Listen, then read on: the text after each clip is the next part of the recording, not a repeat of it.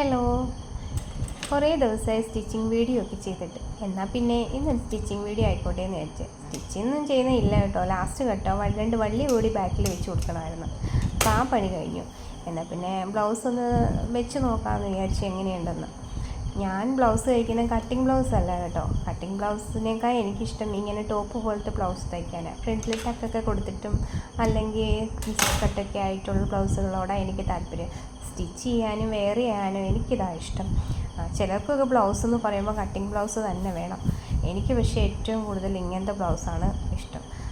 എന്തോ എനിക്ക് ഇതിനോടാണ്. അതോ എനിക്ക് ബ്ലൗസ് ഇത്തിരി ഇറക്കത്തിലൊക്കെ തയ്ച്ചിട്ടുണ്ട്. സാരിയൊക്കെ ഉടുക്കുമ്പോൾ നമ്മൾ ഈ ബ്ലൗസിന് ഇത്തിരി ഇറക്കം ഉണ്ടെങ്കിൽ നല്ലതായിട്ട് അതിൻ്റെ സൈഡൊക്കെ പിടിച്ച് വയ്ക്കാനൊക്കെ പറ്റും.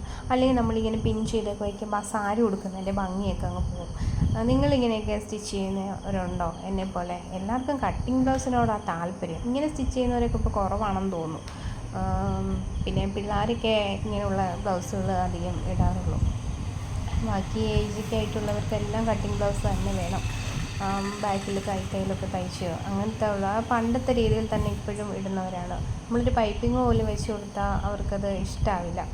അതുകൊണ്ട് ടക്ക് ഫ്രണ്ടിൽ ഞാൻ 2 ടക്കാണ് കൊടുത്തേക്കുന്നത് കേട്ടോ. പ്രിൻസസ് കട്ടിങ് ചെയ്യണമെന്ന് വിചാരിച്ചത്. പിന്നെ എനിക്ക് ടക്ക് നല്ല രസമാണ്. എനിക്കെന്തോ ഇങ്ങനെയാണ് ഇഷ്ടം. അതുകൊണ്ടാണ് ഇങ്ങനെ ചെയ്തേക്കുന്നത്. പിന്നെ അത്രേ ഉള്ളൂ എന്ന്. അപ്പം ഓക്കെ, ബൈ.